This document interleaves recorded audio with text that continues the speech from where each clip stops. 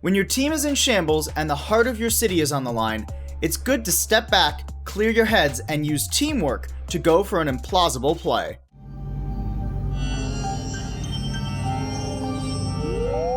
In the first battle for LA of the 2020 season, the Gladiators were a map up heading into Route 66, but found themselves quickly scattered as they tried to take the first point.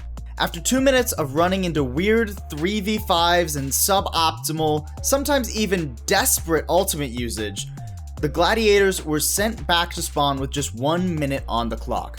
With time ticking down and only the Coalescence and Self-Destruct as available ultimates, the Gladiators knew it was time to regroup and change strategies. First off, they wanted to change away from the dive-like composition with the Wrecking Ball, Sombra, and Tracer.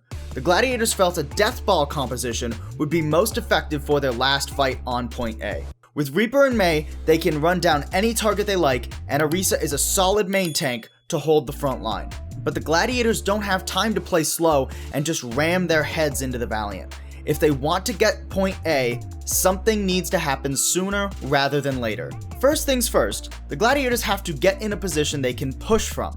Thus, they rotate up onto the high ground and use Space's defense matrix to cover them from the Valiant's long-range poke.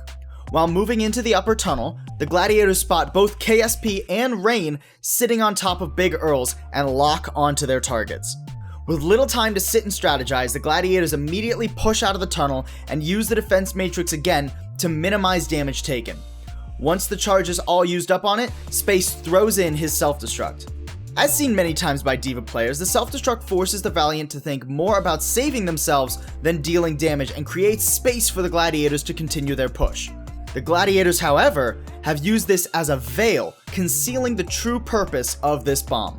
When the Gladiators all pushed out, they were missing one member, Birdring, who was waiting behind them to make a flank play with his Shadow Step.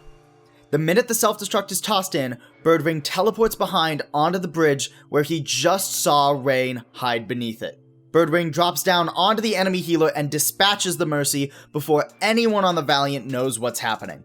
And now the Gladiators have a lead in the fight.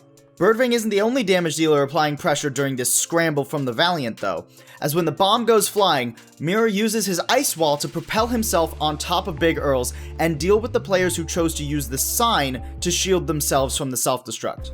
At first, Mirror spots Dreamer, but once the Orisa Fortify is used, Mirror flicks on a dime toward the much juicier target of KSP.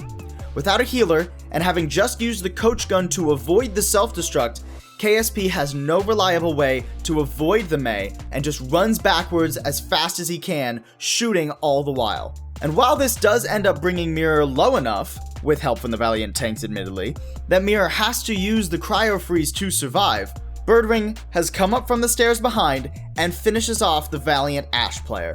Now the only hope of Valiant even delaying Point A is their tank line, but Dreamer has already used his Fortify, and McGravy is out of Defense Matrix charge. So with the Coalescence thrown in as security, the Gladiators can easily clean up, continue their push, and eventually win the map.